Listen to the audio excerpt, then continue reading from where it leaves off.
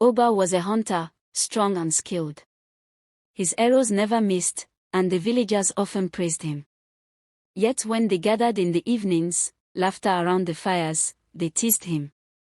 "Strong Oba," they would say, "you bring home the fattest antelope, but when will you bring home a wife?" Oba smiled, but inside his heart was heavy. Loneliness followed him like a shadow. One day, he sat with the old village elder, a man whose hair was white as the moon. The elder looked into his eyes and said, "The river brings beauty, Oba, but not all beauty is meant for men. Be careful where your heart finds rest." But Oba longed for love more than he feared warnings. One night, when the moon was bright, Oba went to the river to drink. Frogs croaked and crickets sang in the tall grass. There, by the shining water, he saw a young woman.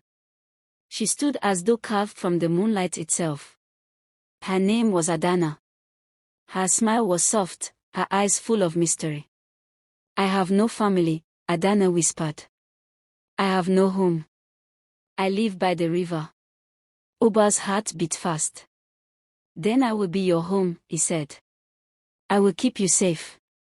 The villagers were shocked.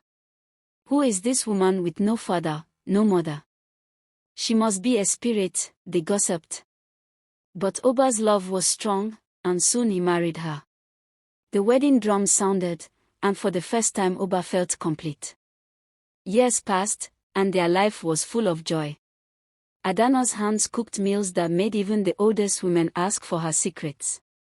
Her healing herbs cured fevers, and her songs were sweeter than the birds at dawn.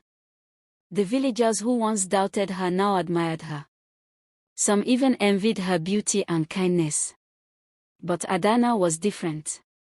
Some days, she stayed away from the sun, choosing shade while others walked.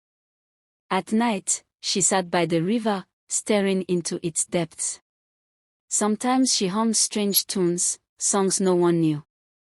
One evening, she touched Oba's hand and said gently, "Promise me this. When I go to the river, never follow me. Never try to see what I do there." Oba swore on his father's name. "I promise." Time moved on. But as children grew in the village, none came to Oba and Adanna's hut. They had no child. The whispers returned. "A barren wife is no wife at all," some said. "Maybe she is not human," others murmured. One jealous hunter laughed at Oba.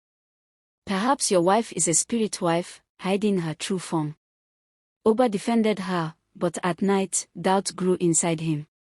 He asked her once about her past. Adanna's eyes grew sad. "Some truths are dangerous to know," she said, and turned away.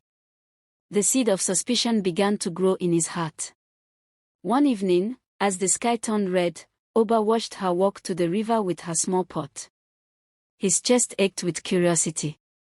Slowly, silently, he followed. The night was quiet except for the sound of the river. Adanna stood at the water's edge.